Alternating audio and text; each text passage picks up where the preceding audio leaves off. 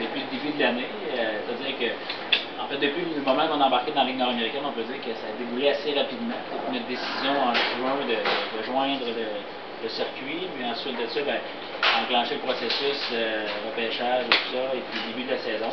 Je trouve que c'est important de faire le bilan de saison à ce moment ici. C'est sûr qu'au niveau hockey, quand même, je pense que tous les membres du conseil d'administration, on est très fiers des résultats, de la performance de notre équipe jusqu'à maintenant, parce qu'on savait qu'en début d'année, avec une équipe d'expansion, on ne savait pas nécessairement à quoi s'attendre. On avait réussi à garder notre noyau de joueurs l'année dernière, on en cherchait d'autres aussi.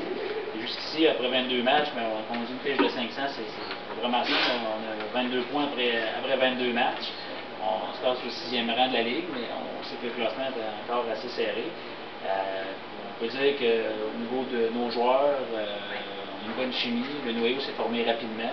Puis, entre autres en défensive, si on regarde les statistiques, ça va être communiqué aussi, mais on se classe 3e au niveau des équipes ayant accordé le moins de buts. Je pense que c'est important. Ça, c'est dû entre autres à nos défenseurs et nos 2 gardiens qui font un excellent travail. Au niveau défensif, on savait que ça allait être plus difficile en début de saison, donc chercher de gros marqueurs, mais on peut dire qu'en avantage numérique, on se débrouille très bien, même plus.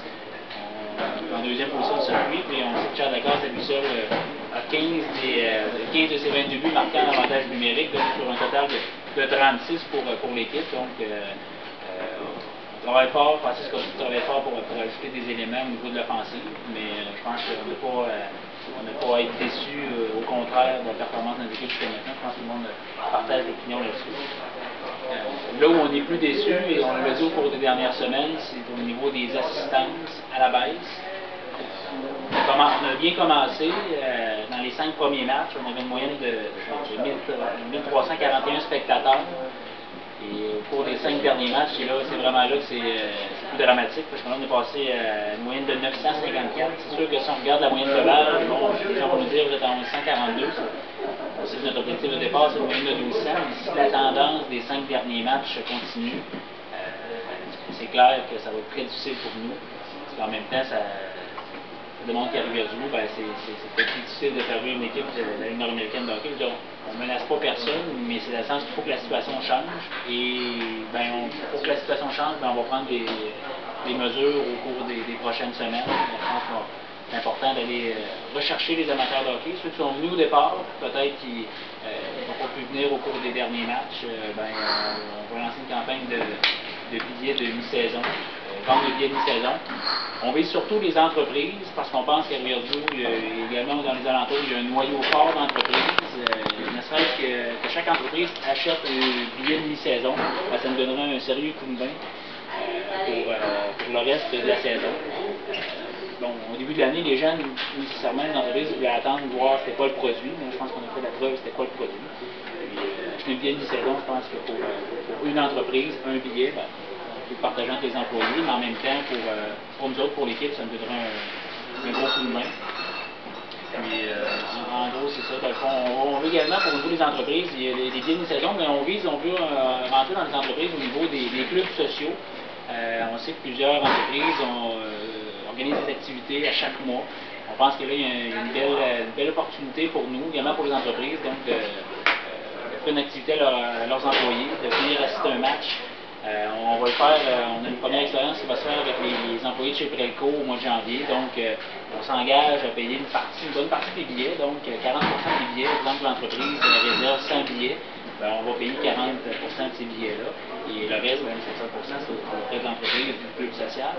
Mais je pense qu'il y a moyen d'attirer les gens à l'aréna, mais aussi d'une activité pour eux autres. C'est-à-dire on va leur réserver une section. Puis dans le passé, ça s'est fait au cours des dernières années. Entre autres, il y avait des matchs, des gens de Boisson étaient venus, ça a bien fonctionné. Il y avait une belle ambiance dans l'aréna. Je pense qu'il faut recommencer ça, c'est-à-dire les bonnes entreprises à Rivière-du-Loup. Puis c'est apprécié de récompenser ses employés, mais des fois, pour nous autres, ça nous donne un bon coup. Il va y avoir d'autres activités qui vont venir aussi. On va faire un match d'appréciation au cours de l'hiver, donc à prix réduit. Peut-être ceux qui ne sont pas venus au hockey encore au cours de l'année. Là, on va trouver que c'est peut-être dispendieux pour une famille. On va faire un match d'appréciation à prix réduit. Donc, ça va donner une chance aussi à ces gens-là de venir. Puis, je pense qu'il y a eu de très bons matchs de hockey depuis le début de la saison. Puis, ceux qui ne sont pas venus, sérieusement, ils ont manqué quelque chose.